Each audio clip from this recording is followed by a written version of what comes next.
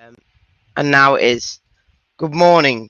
Now you can hear me with a morning of cup of tea. Hope we're all doing okay. International break week. What we all been up to with no football this weekend. Get your comments in, get your views in. Am I still muted? I don't know. I can hear it coming through the thing. So let me know if I'm still muted. But more Andy, Nick, Matthew.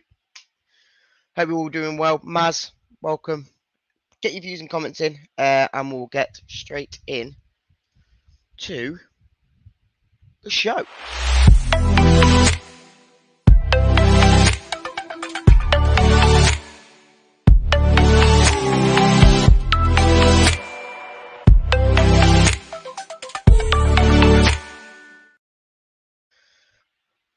It's been a hot week, hasn't it? Been a very, very hot week. What have people been doing? Get your comments and get your views in. Judy, morning. Facebook user, morning. Click on that link so we can see your name. Andy Medhurst. He's back. The GOAT is back for Leicester. Let's get him scoring for goals for Leicester. Yeah? Let's get him scoring. Anthony, welcome, mate. All loud and clear from Carl. Brilliant. Yes, we can hear you. Good morning, Reedy. Appreciate your coming in. Daka Ansud scored. Yes, I saw that. Good news, I guess. Obviously, FaZe kept clean sheet. We'll go through a few of the players now. FaZe, yep, kept clean sheet. Who else? Daka scoring.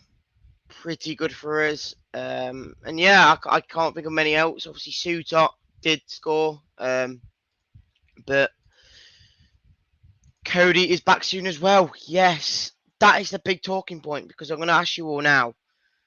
Does Cody, when he gets back fit, as in maybe Southampton game, maybe Norwich, I'd probably put my bets on the Norwich game, if anything. Maybe even the one after that. But does he come back in? And who does he come back in for? Because at the moment, I don't know because I like Vestigard in that back line. I do love Vestigard in that back line. I'm not too sure how quickly he comes back into that lineup. I just don't know. I don't know. Graham does say 100%. Cody over Vestigard. Yes. Cody straight back to team for Vestigard. Surely though, Chris, surely you've got to see that, isn't it just a bit unfortunate for Vestigard? He got put straight back in the team. Yes, it might be because Cody got injured, but now he's shown he can do it, and he's probably been arguably the first second best defender we've got this year. At the moment, surely you don't drop him. Surely you do not drop him. 3 at the back, yes, I get that, but you've got Doyle, you've got Vestigard, and you've got FaZe. I think out of the 3, I'd probably say Doyle's probably the best one we've got. Then maybe Vestigard for his level, and then obviously FaZe at times is brilliant, but we've always seen a bit of a bad game in him. Nick says Doyle out. I honestly thought Doyle's been brilliant, and other than maybe the odd time against Hull, I honestly think he's been brilliant. Craig does say, I think I'm with you. Vestigard has been playing well. He has been, and that's one for me. For I've said that, I just think it's harsh on him.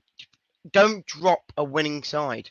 Yes, we didn't win last game, but if you're winning games constantly, and obviously with the odd loss, you can't be putting that all on one player. So you just don't drop Vestigard that easily. I'm sure you don't. Don't get me wrong, I'll be more than pleased to see Cody back in the team, but I'm not too sure.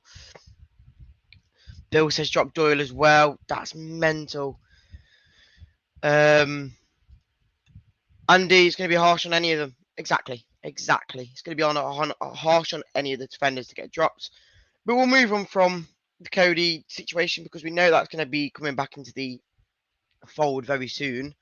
We'll move on to now then. Kieran at Dewsbury Hall.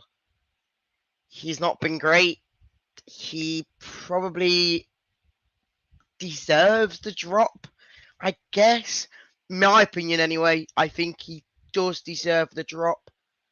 And maybe bring in someone like Cassaday or, I don't know, Fatu in that more central role. I don't know. But for me, Dewsbury Hall has not been great. And I feel like he might need the drop to get a bit of a realization that it's not all about being the young lad in the team and being the one who's from Leicester and he gets every game.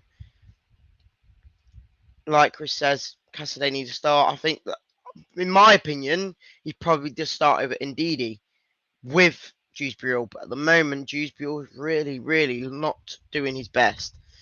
Nick says, KDH has been poor since the Cov game. He really needs a reality check Cassaday in. Exactly. And as much as I don't like the look of Ndidi in that more attacking role now, as we've seen in the last 4 or 5 games, he's not looked incredible. Yes, we could probably say the Tranmere game, but that's Tranmere. And I just don't see Ndidi being in that role for much longer. And that's where I thought Cassidy would come in. But with Dewsbury not being great, I think maybe he does need the drop and seeing how it goes. Because the one thing with KDH for me is he tries too hard. He tries to be that man to create whatever the goal scoring is, or like Andy Medhurst says, he does. He tries too hard to step into Maddison's boots, and I think that is what he's doing. He's trying too hard to try and get the assist to get the goal, or try to shoot for the goal. He's doing too much to try and make it work. Nick, yes, I will put the link in for you. There you go. Chris, KDH's work rate, trying too hard to be in the new Maddison role instead of being in his own game. Exactly. I think that is one big reason why he does need to maybe not even get dropped, but I don't know. Just I feel like he's too comfortable in that role now.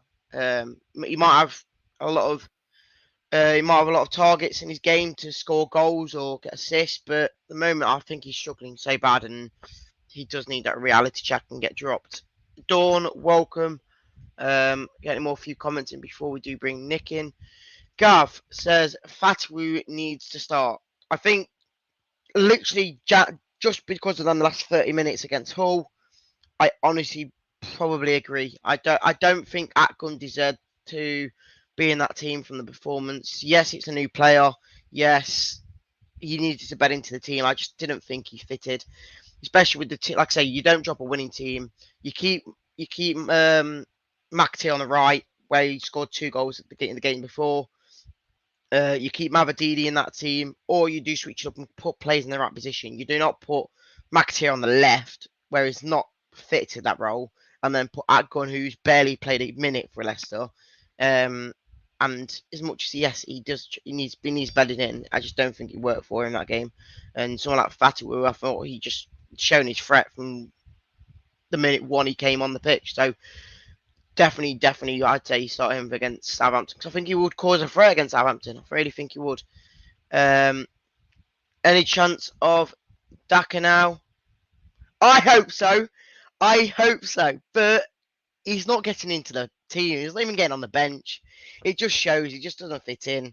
And at the moment, it sounds harsh, and it's big words for me. But I prefer someone like Daka now to Vardy, just because of his age. I think he's going to be quicker. I think he's going to be a bit more agile. Vardy now, he just seems like every time he gets the ball, he's in front of the ball when the ball gets passed to him. I think when he runs on it, he always makes a bad touch.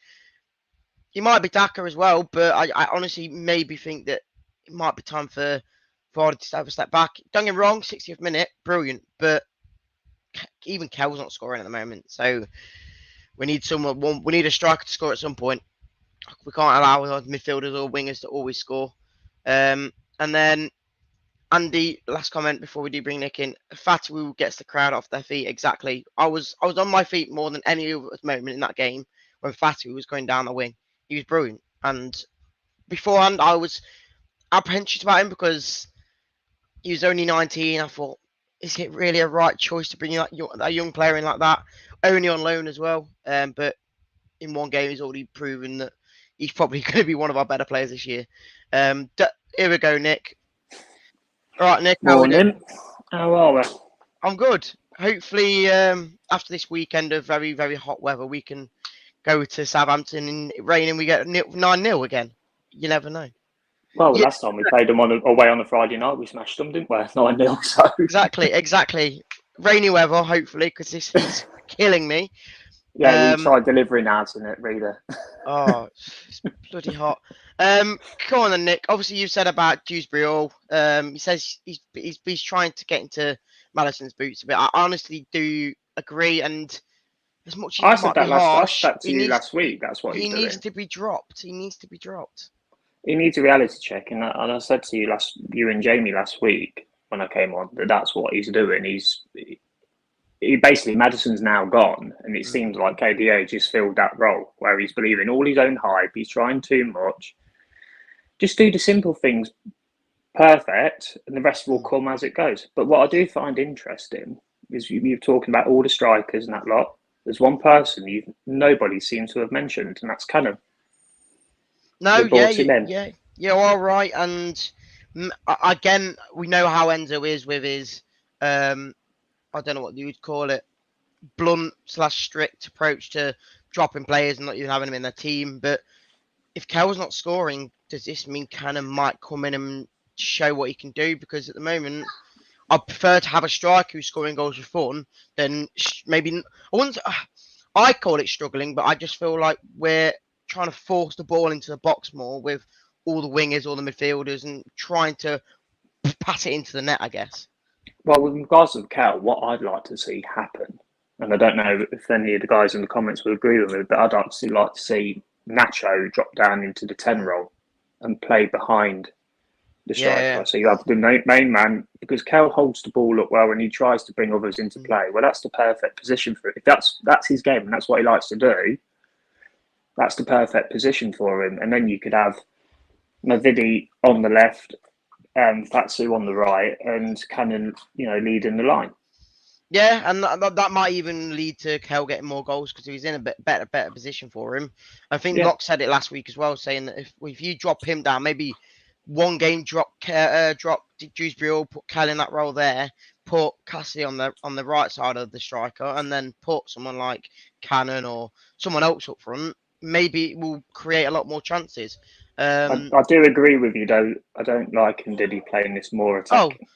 I loved when I first saw it against. I think it was Northampton. I did like the prospect of it because I was thinking he was getting up front. He was getting one-on-ones a lot. But the problem is he's not an attacking midfielder. He doesn't know how to shoot the ball. Yes, he could smash it it might go in, but he doesn't know how to place the ball in the net. I feel like he will struggle if he gets one-on-ones at times where he has done, and he's not done great. So as much as I do like him in that role, he's just not that sort of position, is he? So he's a defensive midfielder. He's there to protect the back line. That's what his role is to do, and he does it very well when he's fit. Same as Hamza. Hamza does the same role, and he's a walking red card sometimes, but he does the job well. And to be fair, it's nice to see that sort of fight in the squad. So no, we'll be all right. We'll be fine.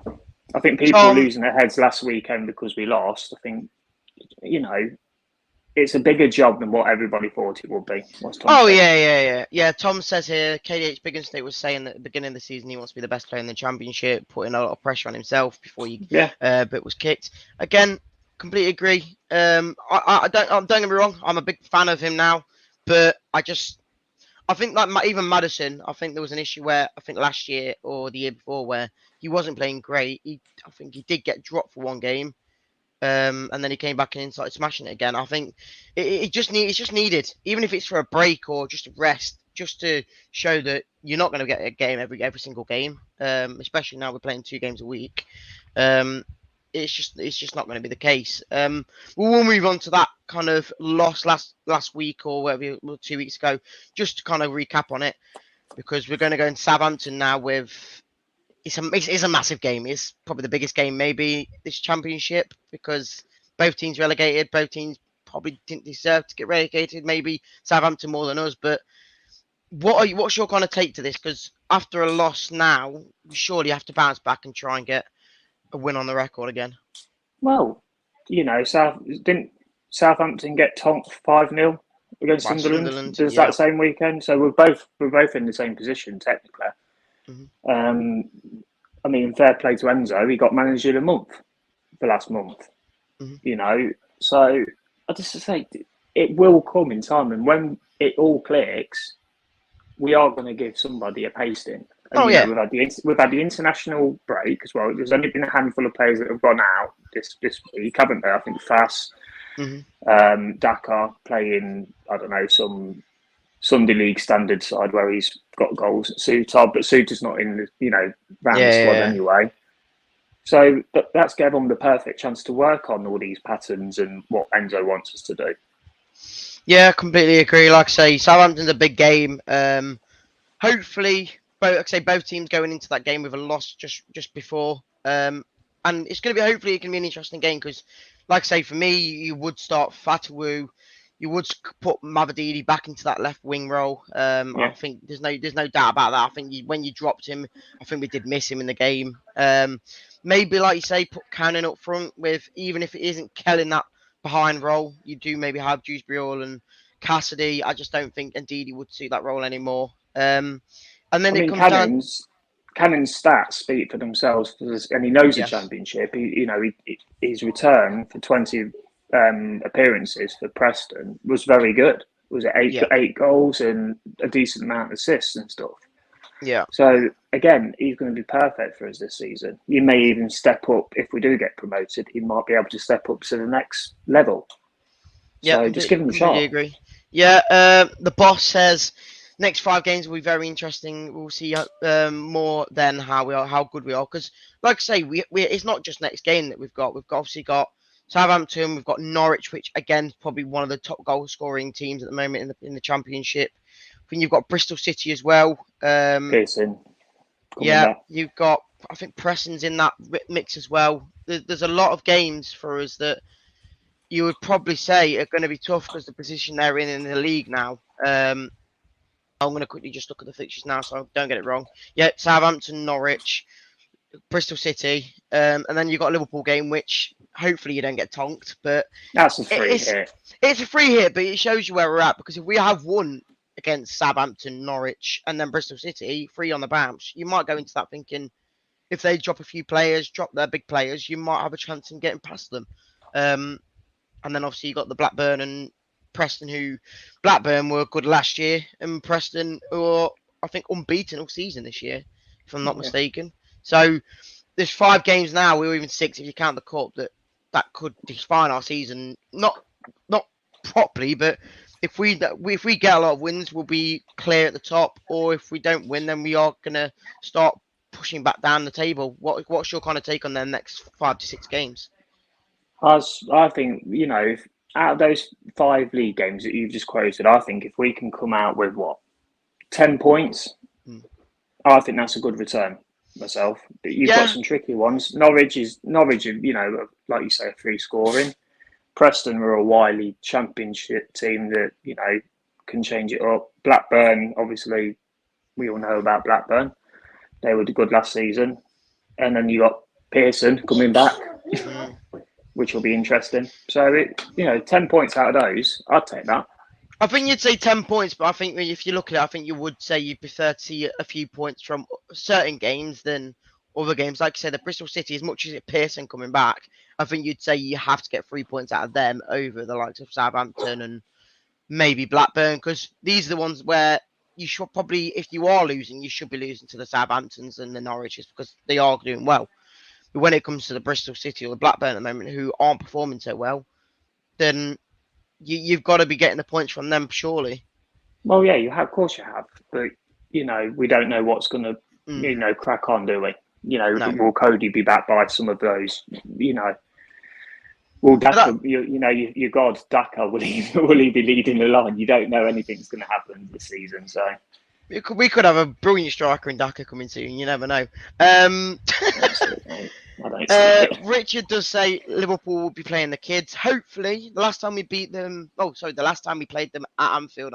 From what I remember, we were 3-1 up in the cup and we drew 3-all and lost a penalty. So not great. But then we did beat them straight after in the league, and they had the whole team out. So you never know. Things can happen. You never know. Winning brings confidence. Yes, it does. And that's what I'm saying. The next 3 games before the Liverpool game could be crucial for us. Scott here says, drop KDH for McAteer. I'd maybe say yes, but it just doesn't suit that role, McAteer, I don't think. So McAteer is more of a winger. He's not more of a central player. Yeah, Tom says no easy games in the Championship. Definitely not. Agree. Definitely agree. That's... No, the problem we have, Reedy, is it's been so long since we've been out of the Championship. Yeah. I think a lot of the fan base has forgotten how difficult it actually is. Mm-hmm. You know, you look at some of the clubs that are in the Championship. There are some big clubs in that Championship. Well, there's 19. Sheffield Wednesday, Blackburn, there's 19 teams in the league this year that have been in the Premier League. So yeah, it doesn't. And like I say, Preston, they were nearly relegated last year, if I'm not mistaken, and now they're unbeaten in 5 games. Yeah. That's a massive change. And like I say, no teams can be easy. Craig says the sooner beat the teams around us that we're competing against. Like I say, Southampton's, Norwich's, we have to be really if you want to be up there. So you're probably right there, Craig. Anyone else saying when's Cody back? I'm guessing. I want to say the Norwich game. He said at the end of September, but he said normally after the international break. So I'm guessing around the Norwich game. I don't think he'll be back for the Southampton game, but if he is, fair play to him, and hopefully he gets a game. But I just don't know who'd get dropped for him. If say for example, if he's potentially back for the Southampton game, don't just throw him on from minute 1. Oh yeah. Introduce him, you know, because otherwise you run the risk of him being out even longer. Yeah. So you know. If you're 1-0 or 2-0 up in the last 20 minutes, you get him on, just secure the defence a bit more and let him play. Don't have him running around constantly when you're 1-0 down, trying to make sure you don't get another one conceded. But we are going to end soon, Nick. What is your kind of take on the next? Obviously, we've already said about the next few games, and you said you're about 10 points, but do you see much changing in this team? We've seen a few drop for a few players in last game, and Atgun and McAteer on the left. But do you see Fatawu coming back in? I see Fatawu. Do you see Cannon coming in? I'd like to see Cannon. I'd like to see him. You know, how much we pay for him? 8 million. Yeah. For Cannon. You know, give him a go, even if he's coming off the bench. You know, to replace Nacho. Yeah. Give him a go. What's the worst that happened? But that's the good thing about Enzo. He's not afraid to make changes. He just doesn't do the token 60-minute change that Rodgers used to do. So, and he's ruthless as well. So I'd like to see him Medhurst on the left, Fatsu on the right. You know, I would bench KDH for Cassidy. Yeah. You know, when he's came into the fold, Cassidy's always looked a good player, and he looks confident as well, which is good. Bring him into the squad. Yeah, I completely agree. I think from what I'm looking at now, if I could picture Mavadidi on the left, Fatawu on the right, and then you've obviously got either Cannon or Kel with someone like Cassidy behind him, I feel like we're going to score so many more goals. At the moment, as much as we're getting this process going, we are getting this philosophy going. At the moment, I don't see the threat in some of the players. Like McAteer, don't get me wrong, he scored 2 goals against Rotherham. Fair play to him. I just don't see the threat when you've got someone like Fatawu on the right that you could bring on who's got pace, got more agility. I don't want to be slating it, McAteer, but I feel like we'll be so much of a bigger attacking threat when we've got them sort of players on than having some youngsters like Marcel or McAteer. Well, as I said, I still think McAteer and Marcel are still learning. And they both done decent bits, you know, against Coventry and Rotherham respectively. Yeah. I got ridiculed for saying that I didn't think McAteer was 100% ready for the whole season and stuff. Because for me, he's too lightweight. You know, he gets pushed off the ball far too easily. Yeah. So, but give him, the spells here and there. Let him start against the weaker, so-called weaker teams, if there is any weaker teams in the Championship, and blood him in that way. I mean, let's be fair. That's what we did with Barnes, didn't we? We sent him out on loan to West Brom in the Championship, and look what Barnes was able to achieve after that season. Yeah. So, yeah, completely agree. Yeah. Any more comments before we do finish today? Scott says a minimum of 8 points out of the next 5 games. I think you'd say around that kind of mark of 8, 10. Yeah, 8 and 10 points is even better. 12's bloody impressive, I think, in my opinion. 15's amazing. Yeah, 15's like, incredible. Any more comments that I've missed today? I don't think Enzo wants Daka. We sign a new striker. I completely agree, but that was more of a backup for Kel when he goes to AFCON. So, and obviously Daka will be going to AFCON as well. So maybe, but in my opinion, if Kel's not scoring and Vardy's coming off the bench and not scoring, surely you have to change that up in some way. He might not suit the style as such, but you've got to score goals somehow. And if your strikers that you're using aren't scoring, then maybe it is time to put a different type of striker in there. I mean, I think I said about Cannon, I'm excited to see him. But just because Vardy isn't scoring, he's still coming off the bench and he's still changing the game back into our favour when he's that now. He is the game changer. And same with Albrighton. Albrighton, when they both came on, was it Cardiff? I think it was. It spurred everybody forward, and that's obviously we got the last minute winner, didn't we? So keep them around. They're great servants to the club. Always try their best. That's what you want around the club. Yeah, completely agree. Nick, thank you for joining today. No Jamie, because he's having a few weeks off. He's on his international break. Yes, he's on his international break. He thought he'd have a bit of a time off as well. He's probably ranting about Southgate. Oh, probably, mate. That was awful, wasn't it? But you never know. Yeah, but isn't it funny, though? As soon as Maddison leaves us, he gets bloody picked, even if he's put on the wing. Well, it's because it's Spurs, isn't it, mate? That's what happens. We're never going to win anything with Southgate in charge. He makes Brendan Rodgers look good. All right, mate. Well, I'll catch you in a bit. Thank you for joining. There you go. So, and there we go. Another Aftermath show fulfilled. Thank you for all your comments and views, as always.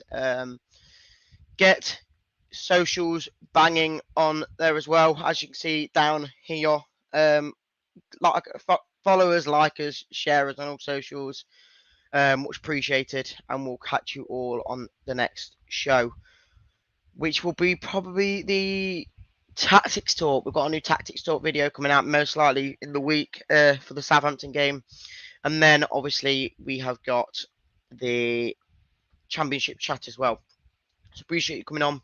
Chris, thank you for joining. As everyone else, thank you. And we'll catch you all on the next show. See you in a bit. Thanks for watching Leicester Fan TV. Thanks to our sponsors, ADT Taxis, Everards, Pukka Pies, Pink Car Leasing, Leicester Riders, Hollogram, The Fox's Arms, Peter's Pizzeria, Hope Against Cancer, and Newby Co estate agents. Make sure to follow us on all of our social channels at Leicester Fan TV. Visit our website, leicesterfantv.com.